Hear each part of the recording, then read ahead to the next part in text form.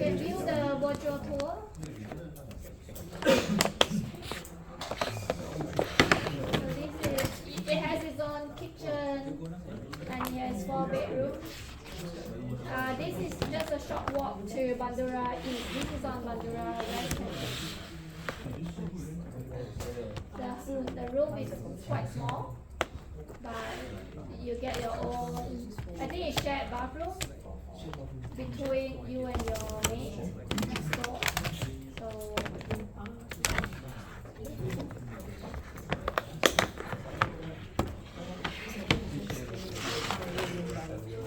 but you're only there for 1 week, yeah? So it doesn't matter.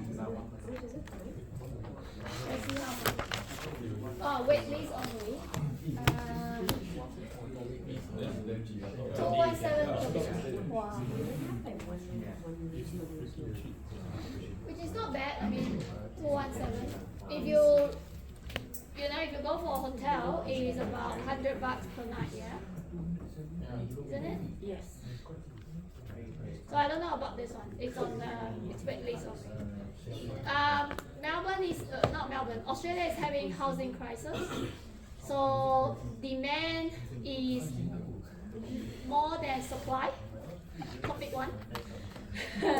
if we have a room or house open for inspection, you can see 100 people lining up just to fight for that particular house. So the rent is skyrocketing every week, as well as the interest rates. So it's all over the news. Australia housing crisis.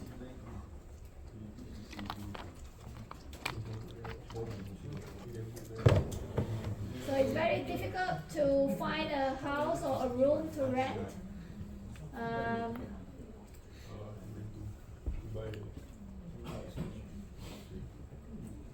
Yeah, so anyway.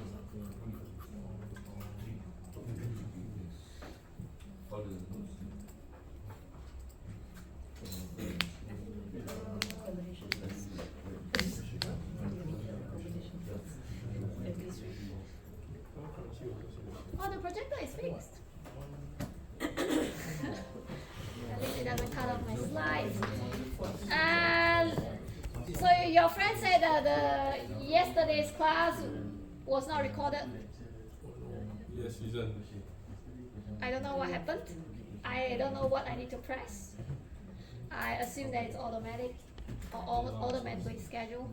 But I can see that the light here is green, so I don't know what happened. So it gives you motivation to come to the class because it's not recorded.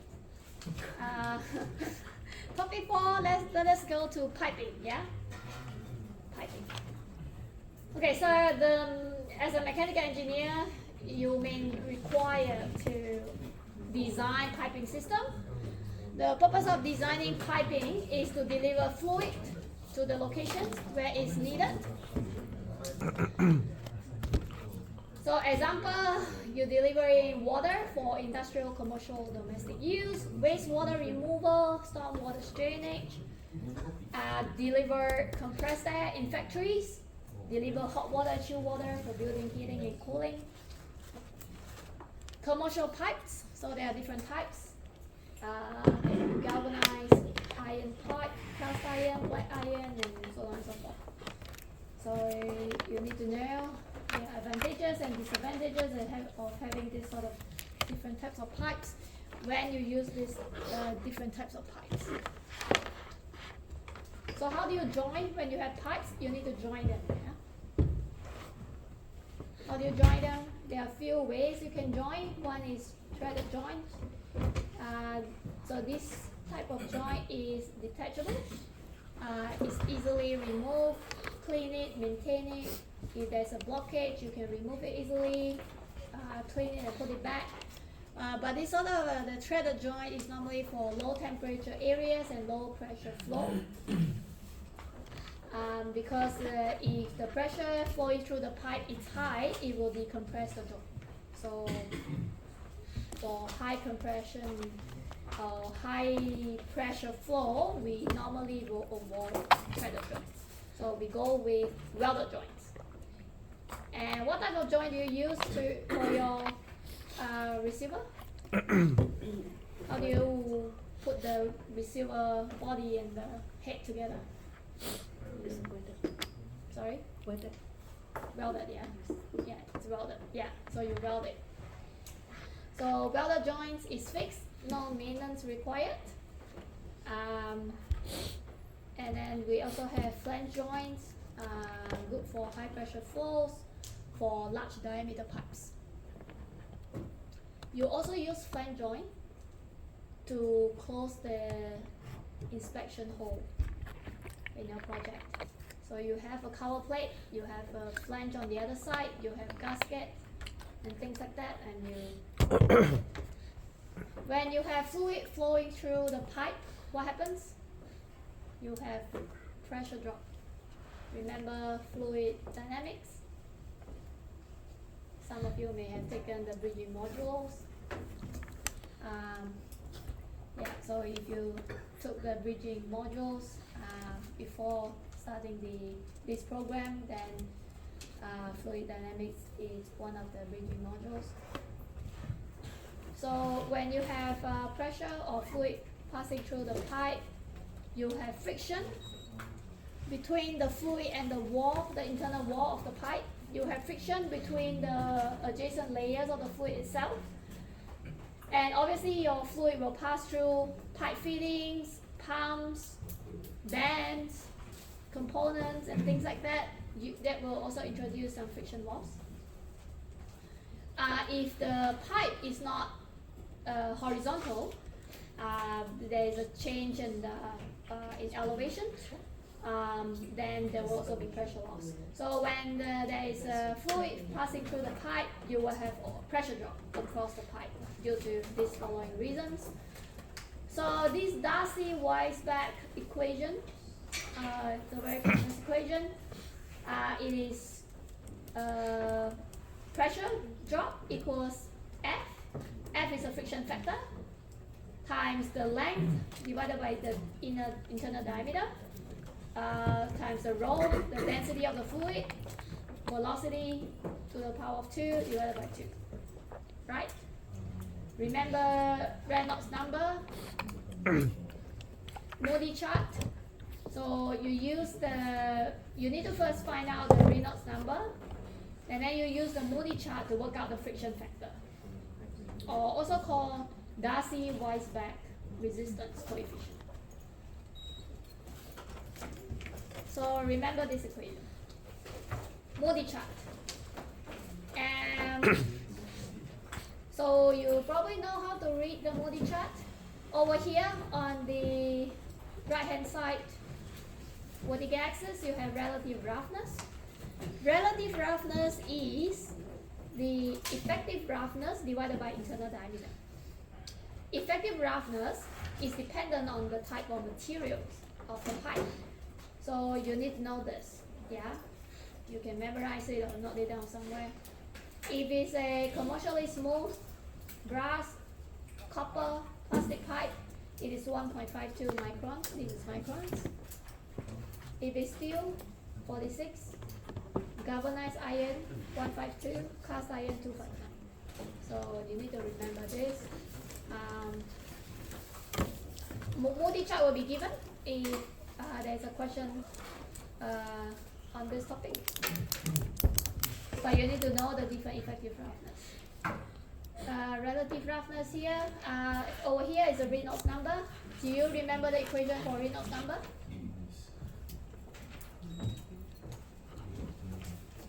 Anyone? Any volunteers? Do you remember the equation for Reynolds number?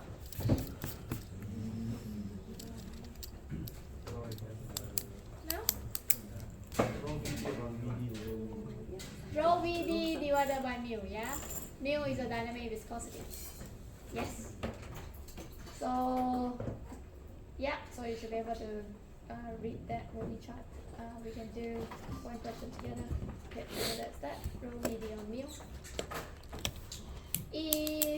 Yes, so this is the table of the air properties. Depending on the temperature of the air, you can work out the dynamic viscosity. the kinematic viscosity. We don't use the kinematic viscosity here. We also don't use the Prandtl number here. Prandtl number is on diffusion. It's about the diffusion rate, so it has nothing to do with us. We are only looking at the dynamic viscosity, which we need to use that to calculate our Reynolds number. Okay, what are the factors that influence the fluid velocity? When the fluid flowing through the pipe, we want to be able to control the fluid velocity. We don't want the fluid to pass through the pipe too fast, and I'll tell you a reason why. But first thing first, how do we control the fluid that's passing through the pipe? The velocity. How do we slow it down? And things like that. So the first thing is the diameter, yeah? Yeah, okay. The diameter, so if you look at here, mass flow rate equals density times volume flow rate. Volume flow rate is velocity times area. Area is pi d squared on 4. So obviously, if you change the internal diameter, that will affect the velocity. Now, we also have entrainment of secondary fluid. We have secondary fluid in our compressed air because we say that our compressed air carries water vapor, right? So we have compressed air and water vapor. Do we want water vapor in the compressed air? We do not want water vapor, yeah? We want the compressed air to be completely dry. So when would be a scenario that we will want a secondary fluid? Can you think of a scenario where we want two types of fluids traveling through the pipe?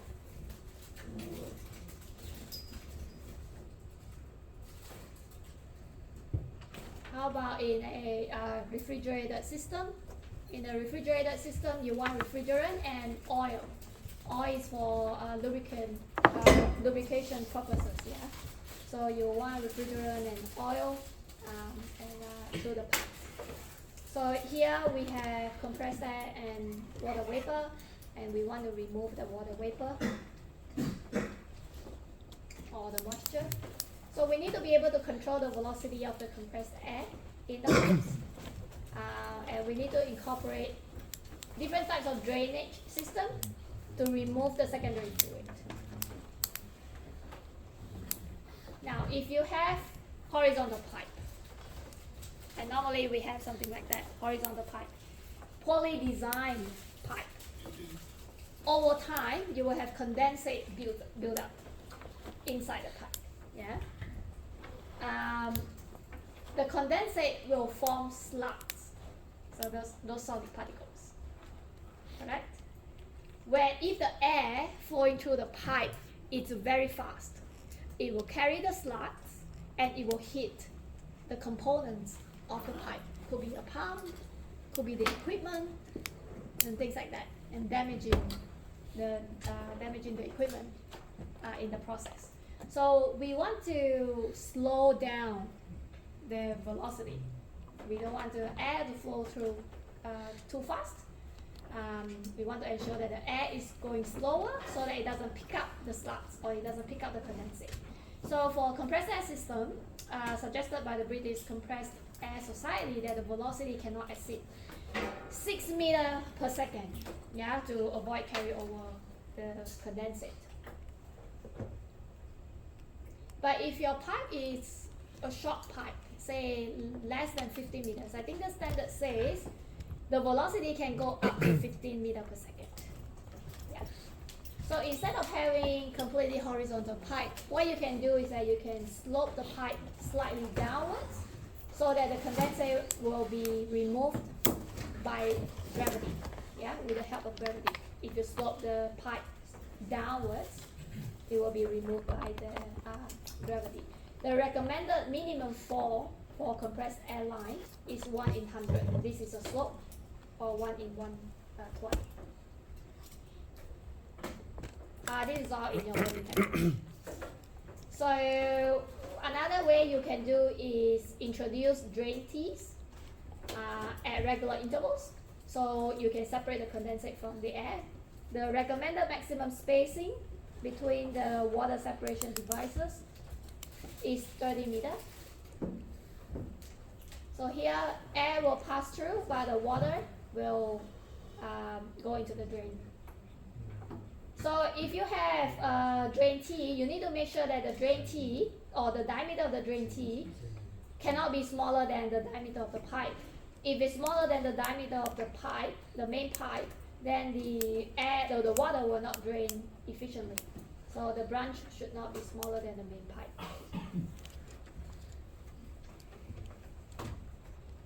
Now another way to drain the water or the moisture is through applying momentum principle. So you use gravity to separate the water from the air, and you can have the float operator trap at the end of the drain to remove that the condensate that build up in the drain leaks from the separation devices. So let us look at a video of how the float operator trap works.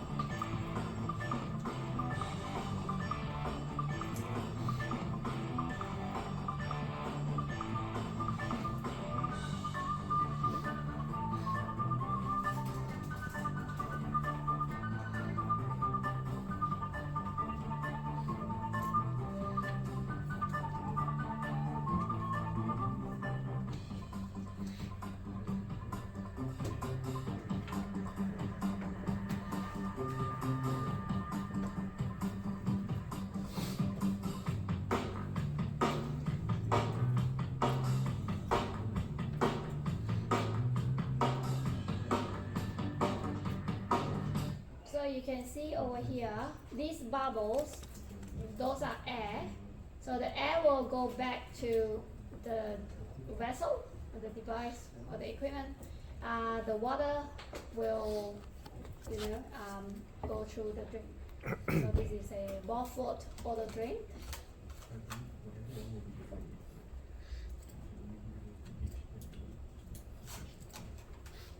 Yeah. So the total pressure drop is the pressure drop through the fittings plus the pressure drop through the pipes. So when you have with your fluid passing through the fittings like pump and things like that, they will also pressure will also drop. So the K is the loss coefficient for the fittings, and there's a table that you can refer to depending on what type of drain tees that you use. That it has its own loss coefficient. So you need to add them up. For the total pressure drop will be this plus that. This is for steady flow. Now for unsteady flow, which is pulsating flow, which is in your compressed air system, because the compressed air turning on and off, depending on the pressure in the receiver, the compressor will turn on and off. So the compressed air is not a steady flow. So because of the unsteady flow, we need to introduce a factor, an additional factor of 1.5 into the equation. So remember you use this 1.5 times this bit in your project? No? Scary.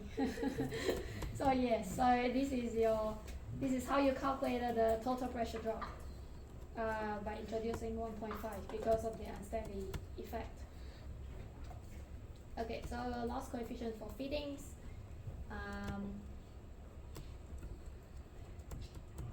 The important thing that we look at, so you can get all these tables from different textbooks. Their coefficient, the loss coefficient is going to be very similar. Now this is the one that is provided to you. So let us just use this. There are a few types. If you want, you can print this table and bring to the exam. There were different type of valves, contraction entrance, T. So we're talking about straight through flow and the flow through branch. Yeah. So if the drain T is straight through, it's 0.5. If the drain T is flow through the branch, it's 1.8. So I'll show you the difference. So this is straight through. This is 0.5. The K, the loss coefficient, that you need to include in your calculation. And this is flow through branch. This is 1.8. There's a difference.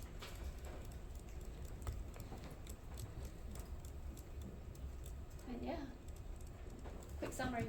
So let's do some exercises.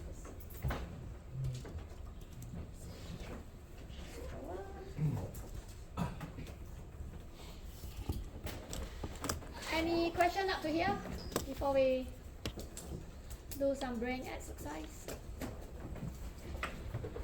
No? So, do you want to try that first?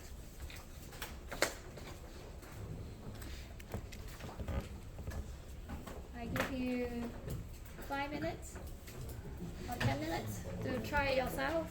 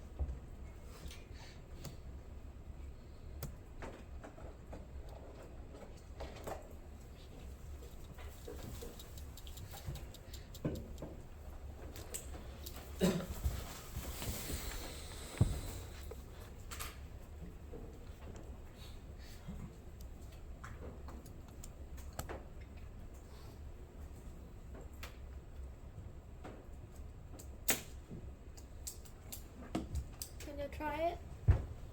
Don't wait for my answer. My answer could be wrong.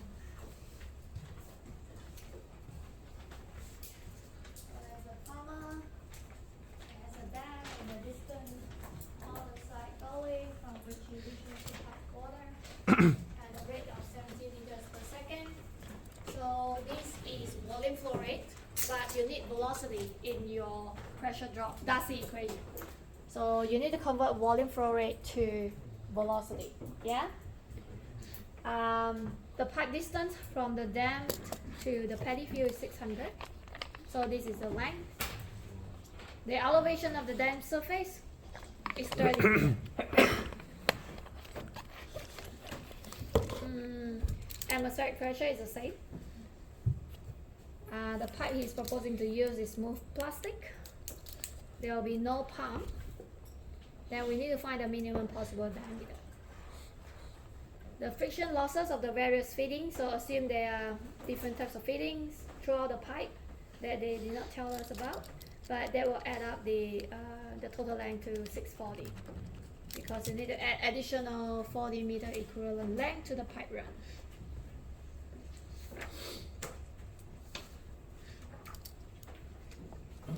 Okay, this is my page 1. So let us draw the story. We have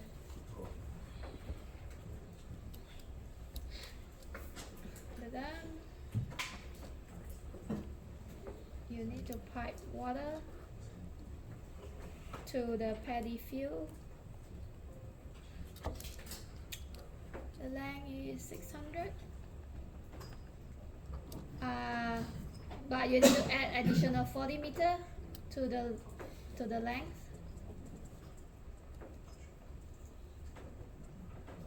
Because of the friction losses.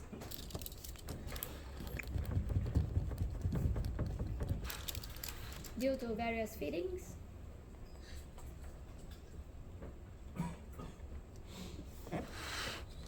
The elevation of the dam surface above the water level is 30 meter. Friction factor is given.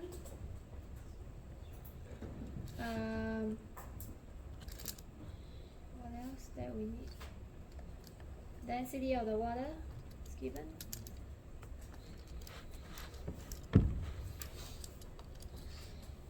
Okay, now the pressure drop equals to F LD rho V squared on 2.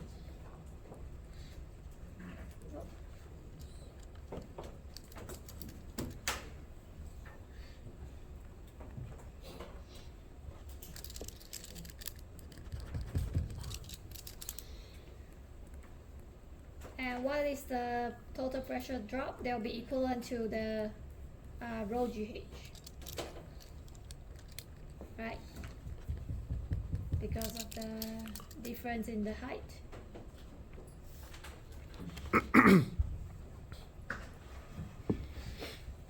So length is 640. What is the internal diameter? That is the one that we need to work out. Okay, what is velocity? Velocity V equals to volume flow rate divided by area. This is meter per second. That should be in meter volume flow rate per cube per second divided by meter square, right? So that the unit is consistent.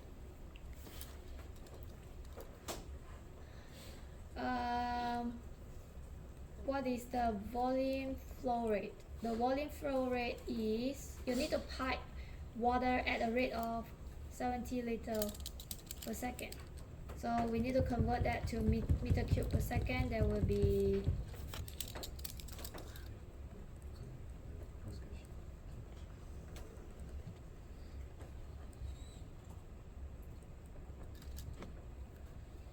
so this is 0.07. Area is pi d squared on 4. And you put this entire thing in here.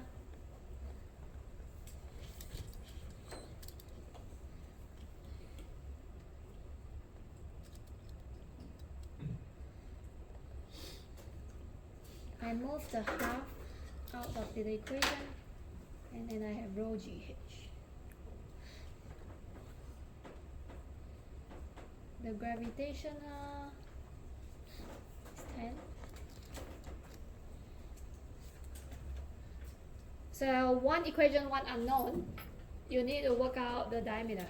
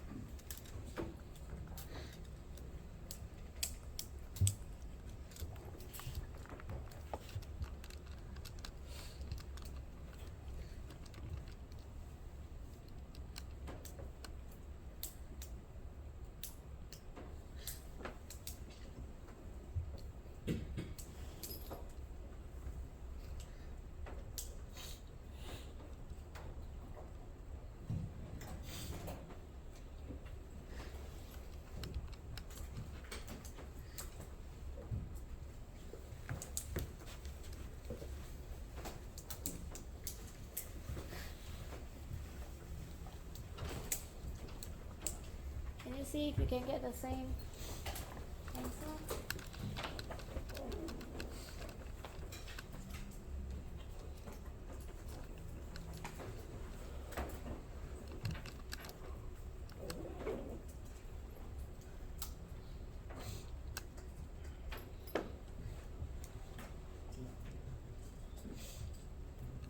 Any issue?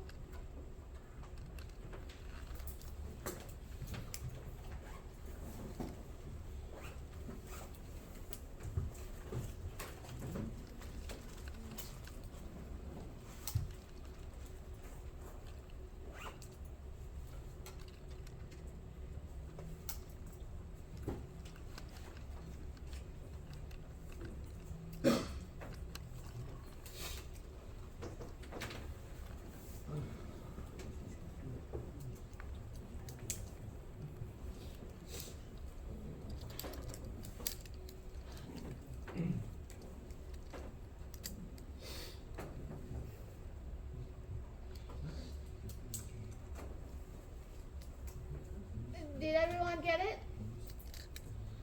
Yeah? No? Just let me know, I'll come to you if you need any help. Okay, we can double check if the solution is correct. So what we do is that we need to work out the velocity.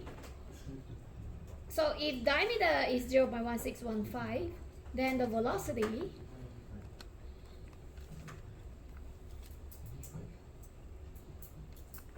what is our velocity?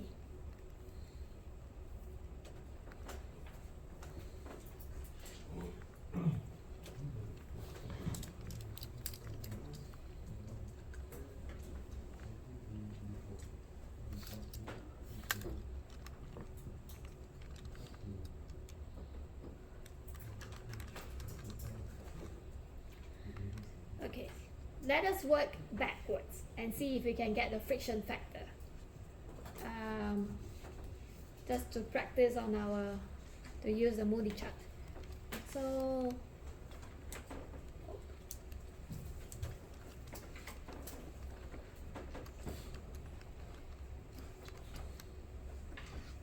now we have two.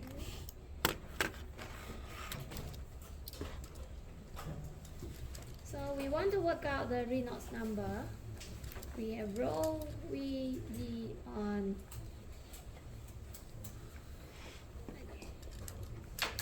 VD on mu, right? So our rho is 1000, our velocity is our internal diameter. What is our dynamic viscosity?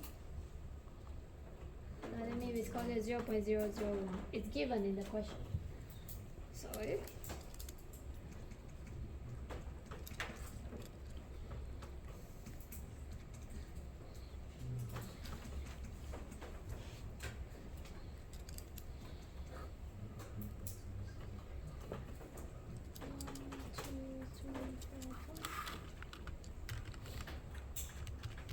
we get 5.5 times 10 to the 5, around that. What is our effective roughness?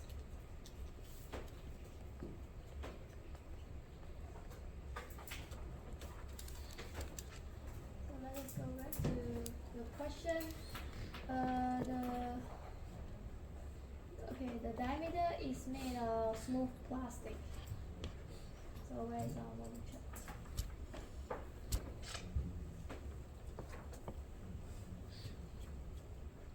Okay, so our effective roughness is, for smooth plastic, it is 1.52 microns.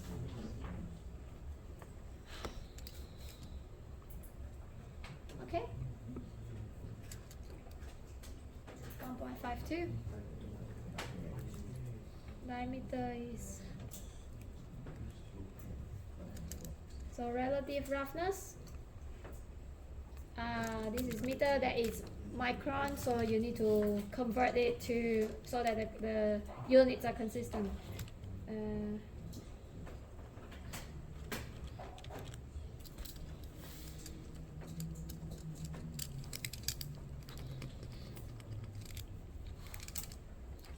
Okay, so we got all of that. Can we try to use the Moody chart? Should have it here somewhere. Yep. 1,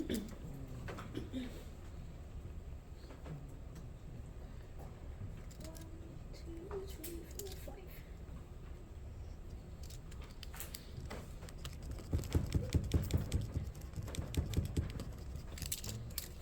Okay, so these are Moody chart. What are we looking at? We are looking at 5.5 times 10 to the power 5, right? So it's around here. This is 4, that is 5. So this is 1 times 10 to the 5, 2, 3, 4, 5. So it's about here.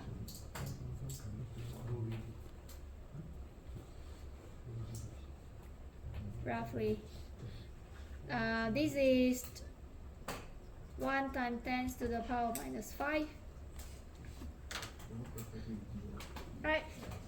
This one is 1 times 10 to the power minus 5. We got 9.6 times 10 to the power minus 6. So it's very close. It's slightly below that. So following this line,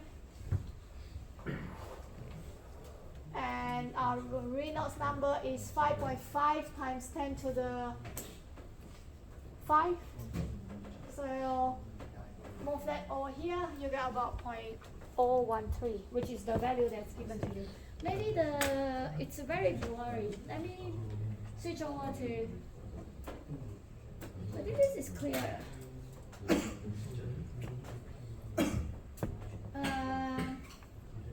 So over here, but this one is blocked by that. Okay, so we got up around here, up until it touches with the line, and then you go horizontal, you get about 0.013, which is the value that is given. So our internal diameter is correct because we work backwards and then we get the same value that's given by the question. So for Moody chart,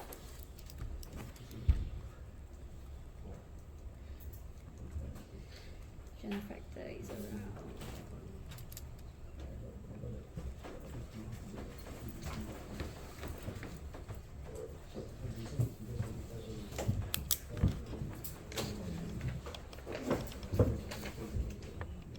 Yep. And the issue looking at Moody chart,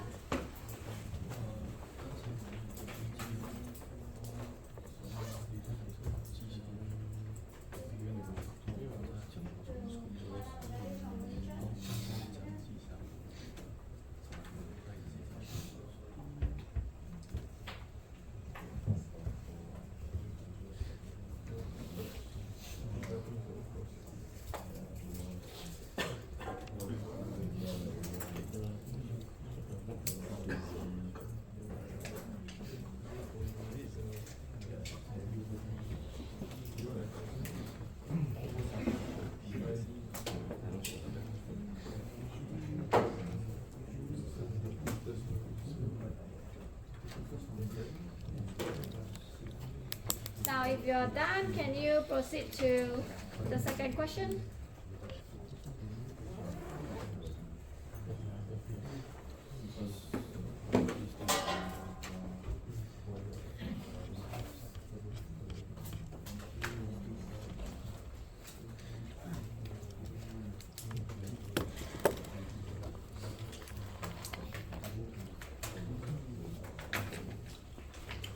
The second question is very similar to the first question. We use the same equation, pressure drop, Darcy-Weisbach equation. There's only one equation in this topic, so you cannot go wrong with that. If you see the topic piping, you know that is your equation. So that's why I said mechanical design 2 is easy because there are not a lot of equations or formulas.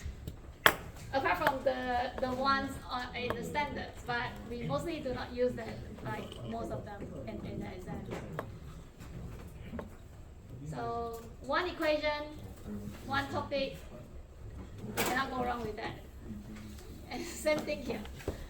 You need to measure or quantify the total pressure drop.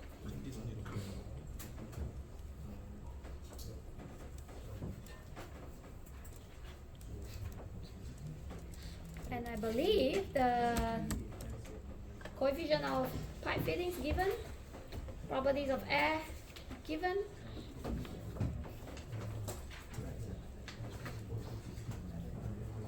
So I can read through the confusing story.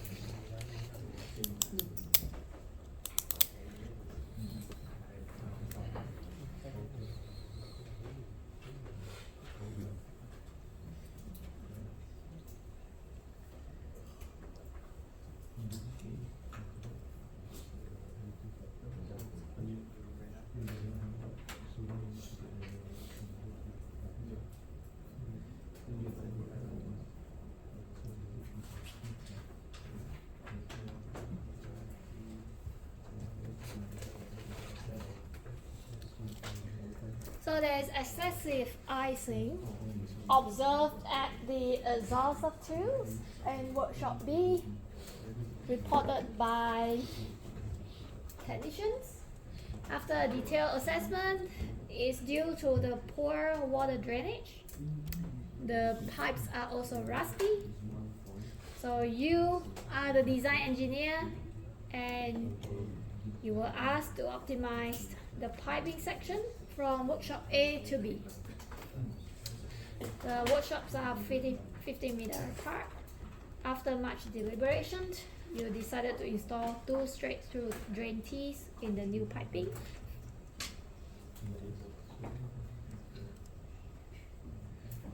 The question could also ask you to propose your own solution, you know. You could use the one with the flow-through branch, and then you use a different coefficient, loss coefficient, the different K, and things like that. So this question is nice. It actually tells you that you are going to use a straight-through drain tees. You decide to double up the original internal pipe diameter from 20 to 40, so that it will slow down the air velocity, so that it doesn't pick up the condensate. And then, yeah. Okay, what is the first thing? When you look at the question, you need to list all the parameters, yeah? The length, the velocity, blah, blah, blah. What is missing? Can you tell me? From the question, can you list the parameters? Just the length, the velocity, the diameter and all of that. What is missing?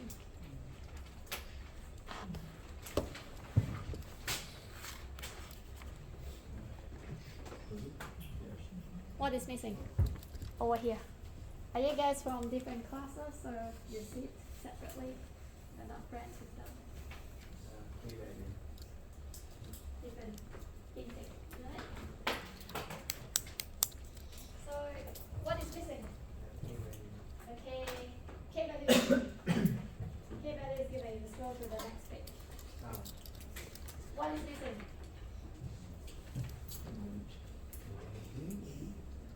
Friction. Yes, friction. You need to work out friction, but that is the second step. But the first step, what is missing? And without that parameter, you cannot work out friction factor as well.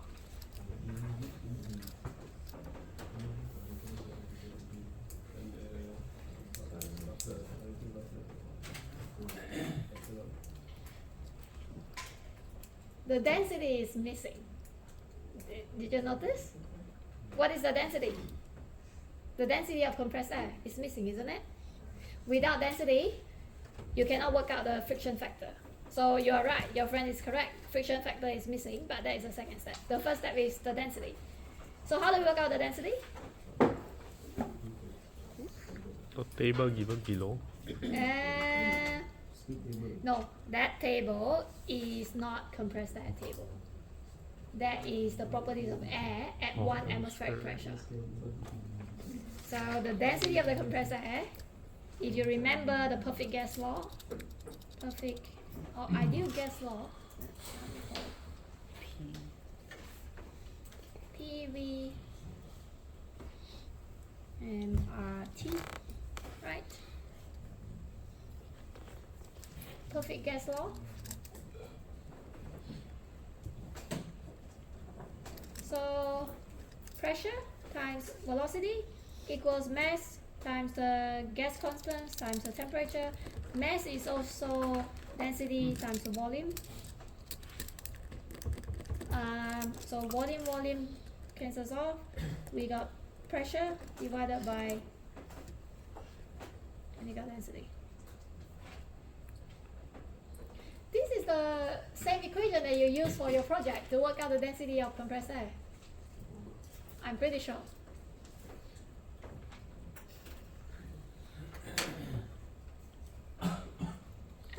What is the pressure? The design pressure.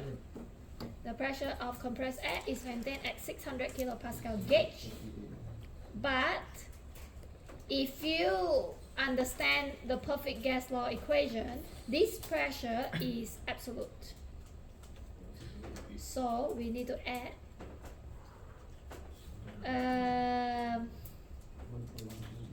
100.325 or 100. It doesn't give us. It's up to us. We can say 100. 100. What is that? 101.325, right? 101.325.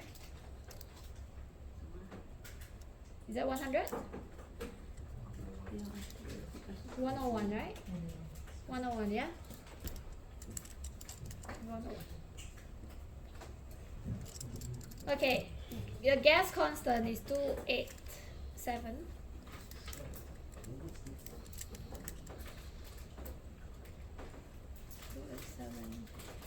Okay, joule per kilogram Kelvin. Temperature? 20. Yes, but the temperature should be in Kelvin. So 293. And this one is in, you have to multiply by 1000 in order to convert that to Pascal. Absolute. Goes to rho.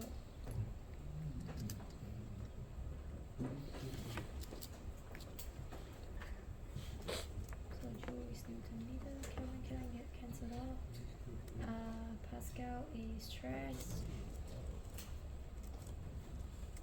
Stress is force divided by area.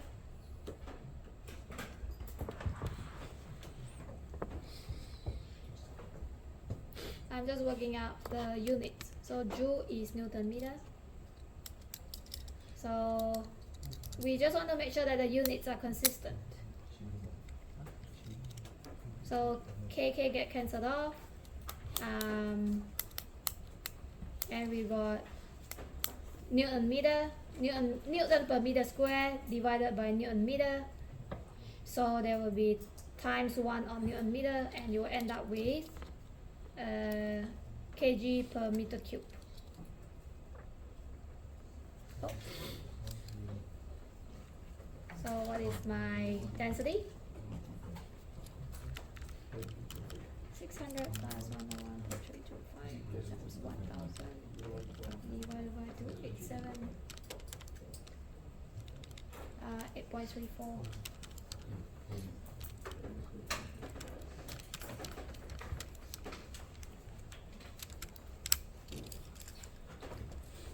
it's just a habit. I like to check to make sure the units are consistent. So if you if you don't check, you may accidentally use kilopascal in the numerator. So if you do the quick check, you will know that this must be in terms of pascal and not kilopascal, because that units have to come back to kilogram per meter cube. So it's just a habit to check. Okay, now I got the density. I can do the rest.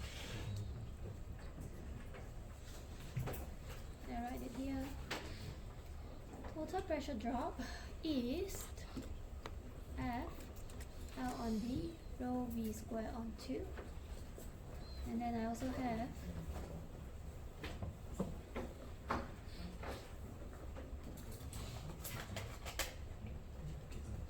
so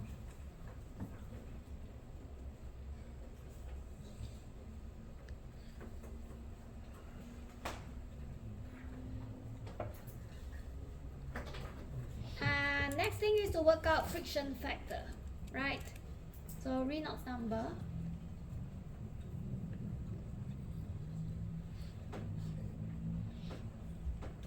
density is 8.34, velocity 4, internal diameter 0.04,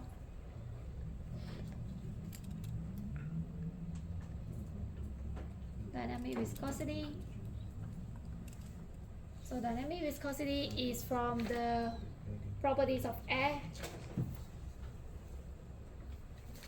Temperature is 20 degrees, yeah, because there is no change in temperature. Yeah, it says throughout the delivery from workshop A to workshop B. So I say here, temperature is 20 throughout the delivery. So dynamic viscosity is just for the air, 20 degrees, 1.825 times 10 to the power minus 5.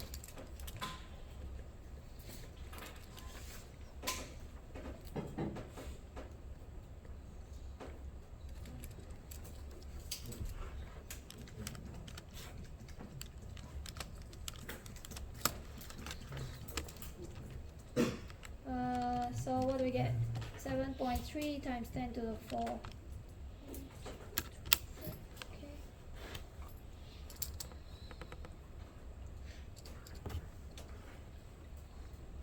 The relative roughness. This is made of, what is it made of? Galvanized, yes, galvanized. So galvanized. Galvanized is 152, yeah, 152 microns.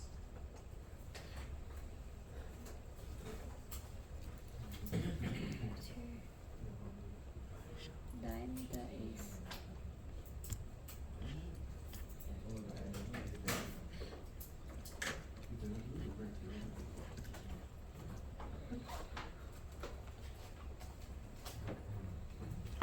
okay. Then let us read the Monty chart.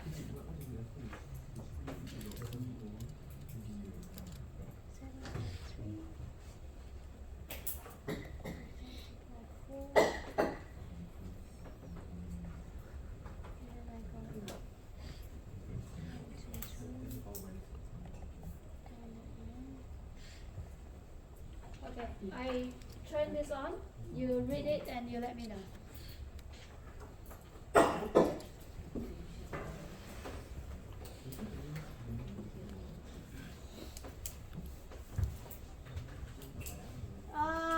This is 4, 3, 4, 5, 6, 7, 8.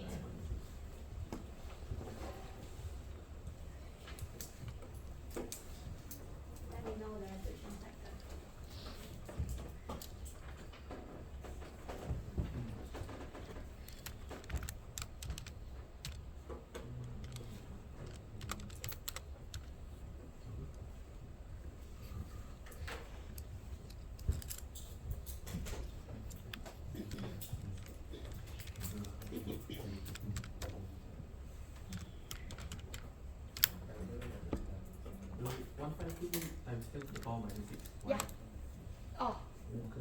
152 is because the question is saying that we are going to use galvanized iron.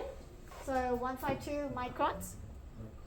And over here, relative roughness is the effective roughness divided by internal diameter. So effective roughness is 152 times 10 to the minus 6. I convert it to meter so that the units is consistent. The internal diameter is 0.04. Good question. Anyone else? Who is the top of the class? Who is the top of the class? What's your name? Najib? So what is the friction factor? 0.035. 0.0. No. No.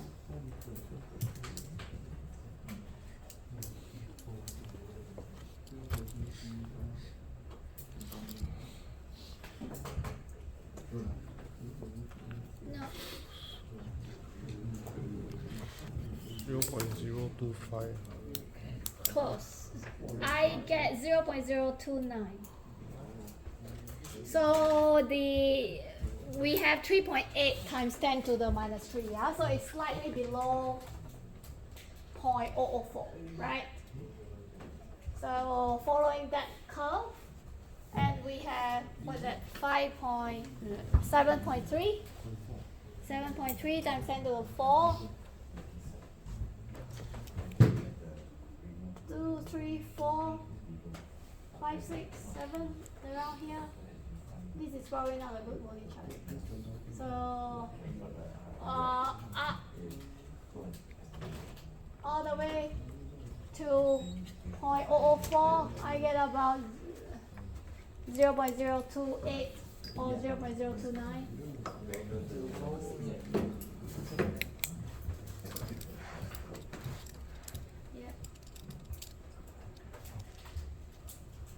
There is an equation, if you remember. There is a very long equation to calculate the exact friction factor. You remember that, yeah?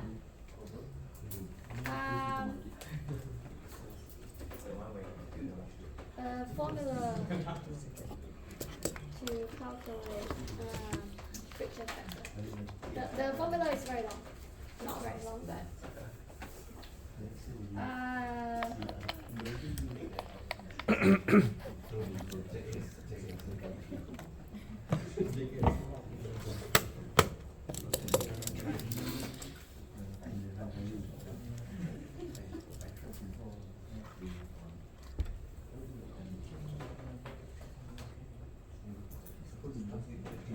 yeah, so if you want to use the formula, you need to work out if it's a laminar or turbulent flow. Yeah, if you remember that. But yeah, normally just use a chart. It's good enough. Okay, and once you got the friction factor, can you fill in the equation?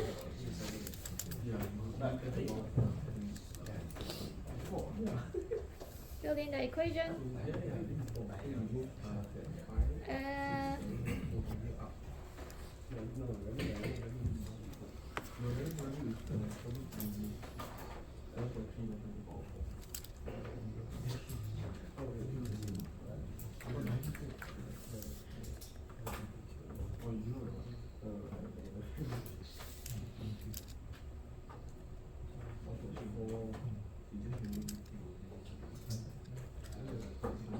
Okay, what is our K? What is our K? Loss coefficient?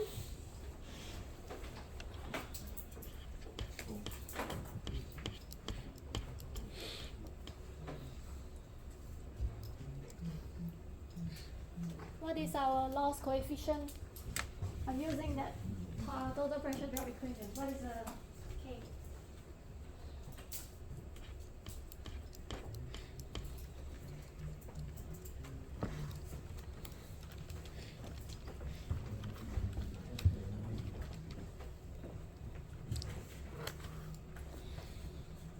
One. 1? Good. So we got K equals 1 times rho. Okay, so what is the total pressure drop?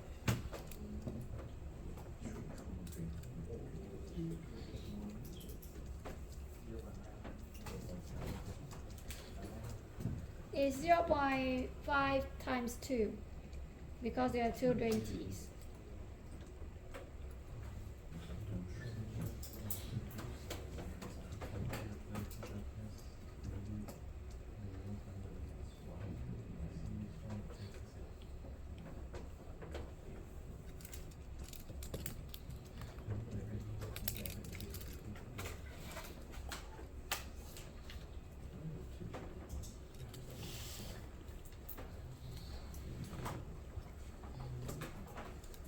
Yeah. We took one because the pressure didn't drop at all, is it? No, according to the, we are going to install 2 straight through flow drain T, so 0.5 each.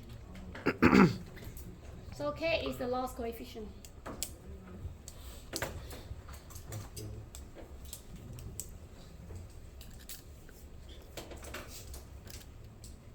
Okay, but then you use the equation only when there's gas involved, is it? Because the previous question pressure drop. Oh, you mean the second part of the second part is when there is pressure drop due to feeding. So the previous question, it says that the pressure drop due to feeding will add additional 40 meters to the equilibrium. So it's already added.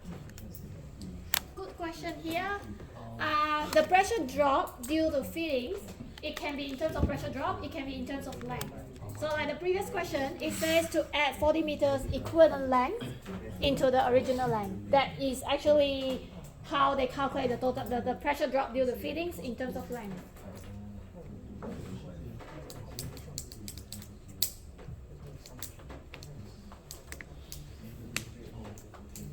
Perfectly clear? Good. So high distinction? Who is aiming for high distinction? Nazir. Okay. Who else? You know this program is actually a very good program. Not because I'm a program manager and promoting it, but it is a good program. If you get really good GPA, 3.8 and above, you can apply for direct PhD into, and you can go to Melbourne to study. They give you scholarship. And we have quite a number of scholarships now. I have successfully applied for 2 scholarships for two of your seniors. So they are now doing a PhD with me in Melbourne. But your GPA has to be a 3.8 and above. 3.8 is the lowest score.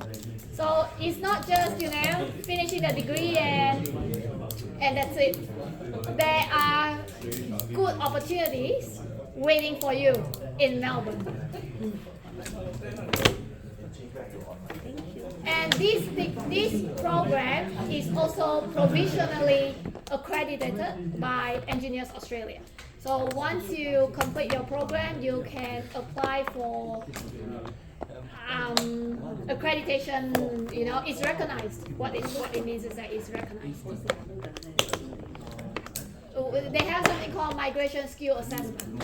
So if you're planning to migrate there, which I don't think why you would. I mean, Singapore is better than Australia.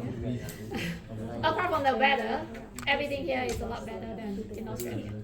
But yeah, so it's recognized there, and it's accredited, and we also get scholarship opportunities. Yeah, so something for you to consider. I mean, if you are tired of working and you can do your research there with me or with other professors. By the way, my research field is on materials. So my research area is part mechanical, part materials. So I look at alloy design, how to improve the alloy, like magnesium, aluminium, what we can introduce into the material, alloying elements, and how we can additive manufacture it. We can 3D print. We can optimize the processing parameters. We can do a bunch of stuff. So we have new machine called wire arc additive manufacturing. The fixed stock is wire. We can print 3D parts, for biomedical applications, for automotive, for aerospace, and this sort of stuff. So yeah, and we also do a little bit of forensic materials engineering. So what this means is that we break something and we look at the microstructures and see how the crack initiated and how the crack propagated.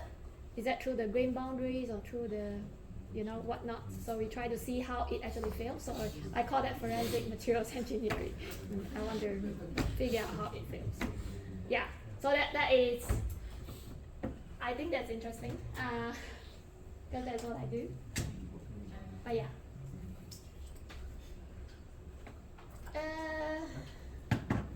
What now? Okay, so should we? You want a break? We can get an early break and then we come back and do topic 5. How long do you need your break for? Oh, you need to come back on time, yeah? Like yesterday, I was waiting for you. Yeah, before you go for break. Something we need you to do. The first thing is, can you go to the canvas and do the CES for this course? Evaluation. Important stuff. Do it for me and for the course. You can put all sort of comments in there. You can say you don't like face-to-face exam, but there's nothing I can do because it's only Say about the assignment. You can say you want a closed book exam and then next year you can change that.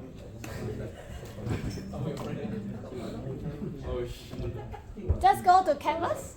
Can you go to Canvas? Click on Mechanical Design 2. There is a CS evaluation.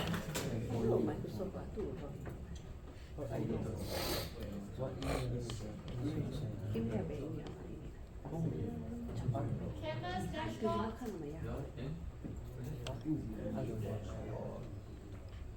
Did you see it? Mac Design 2? Did you see CS?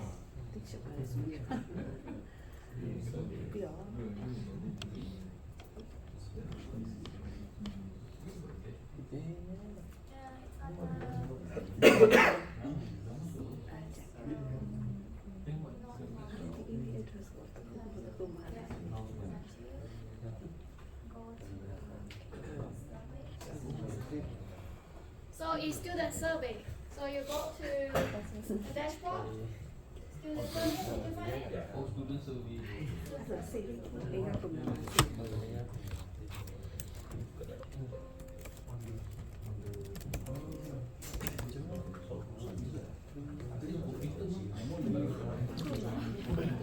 So you do this for all your courses, yeah? Because we look at the evaluation, we take this seriously. Not something that you do and we forget about it, yeah? We look at your comments, we evaluate the scores. Some of the scores, most of the scores come to me, not just for this course, for other courses, and then we will have a discussion and all of that. So yeah, if you think I'm good, just give me 5 stars.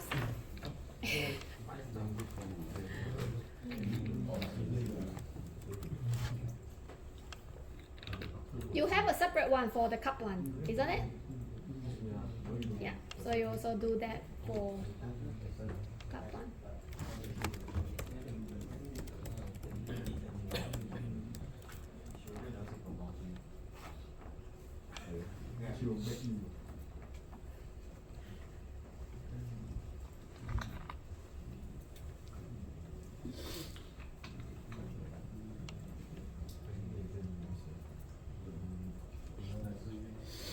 This is anonymous, by the way. Like I wouldn't know. So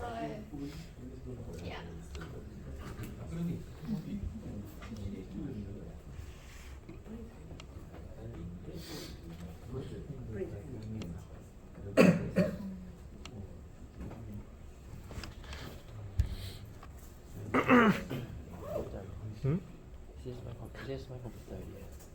Yeah.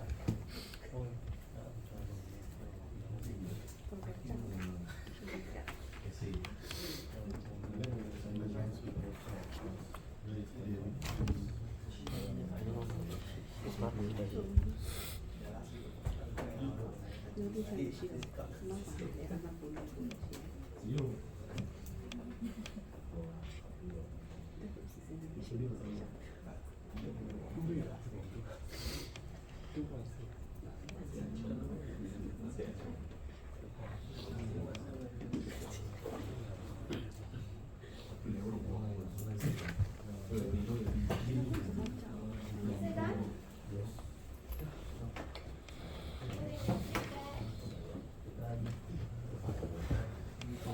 When you're done, don't leave just yet. I have another. Okay, come back. Because I have another important thing that we need to do together. Okay, so I'll wait for them to come back. I'll explain it together. So don't leave just yet. Wait for them to come back. We need to go somewhere that has a Kaplan logo. We need to take a photo, a group photo. I need to put this in the slides that I'm presenting to the prospective and commencing students. Because I'm the program manager, I'm required to promote the program. I need photos. So I need the Kaplan logo at the back, in the background. So let's see. Do you know a good place that we can take a group photo? Second floor. I saw the Kaplan logo at the reception. We can ask the receptionist to take the photo. No, yesterday she was still here at 8:30. She's a hardworking receptionist.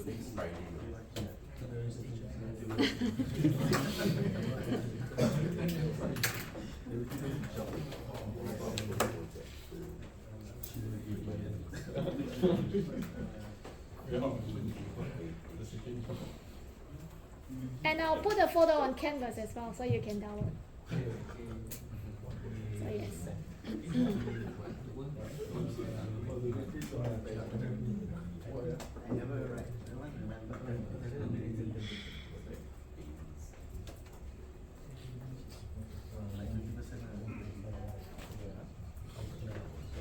Okay, all done? Let's go. So they are not aware of that. Okay, so I need to take a group photo at the Kaplan, with the Kaplan logo at the back. I need to put that in the presentation slides for the commencing students and the prospective students. So there's a upcoming open day, not open day, welcome orientation day in September. Are you aware of that? For the new commencing students? Welcome orientation in September. So yes, let us take a group photo and I'll post that on Canvas too.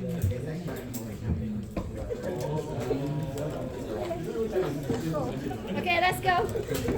What time you want to come back? 8:30? Okay, so after